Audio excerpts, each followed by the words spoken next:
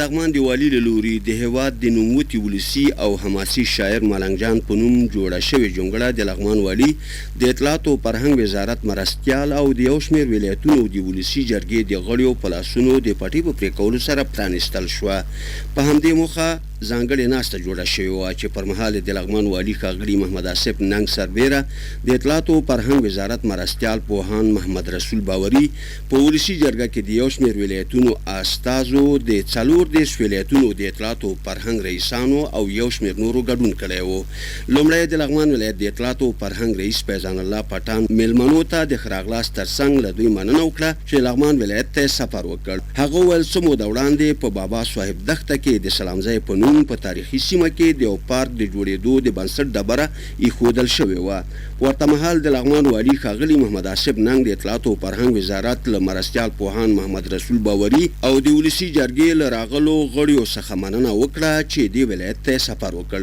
نوموړي د افغانستان کلتور او فرهنګ غوره او غني کلتور او فرهنګ یاد کړ چې په تاریخي لحاظ ډېر قدامت لري.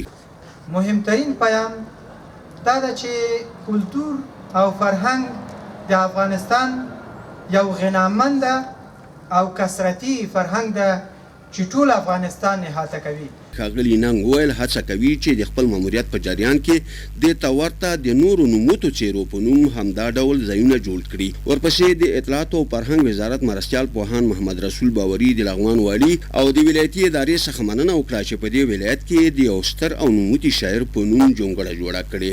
یو اتفاق دا و چې موږ پخوا پلان کړی و چې په ننګرهار ولایت کې به د ملنګ جان 105مه کلیزه سیمینار جوړوو.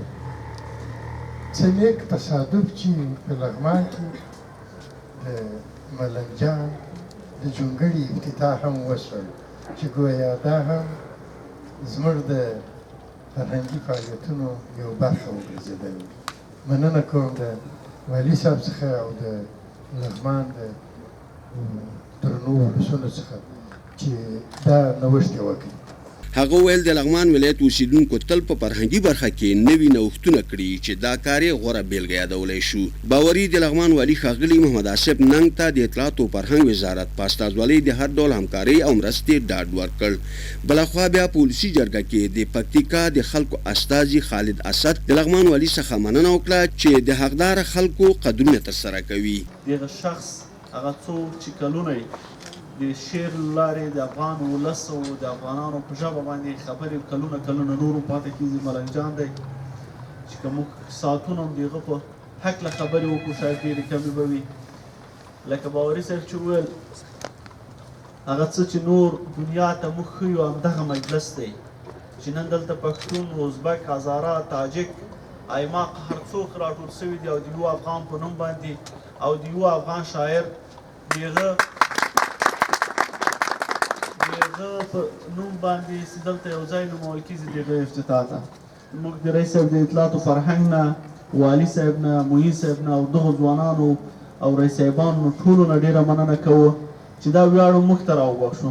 نوموړي د لغمان والي او د دې ولایت ولسونو ته ډاډ ورکړ چې په مرکز کې به د دې ولایت ټولې غوښتنې وړاندیزونه د اړوند ارګانونو سره شریکوي.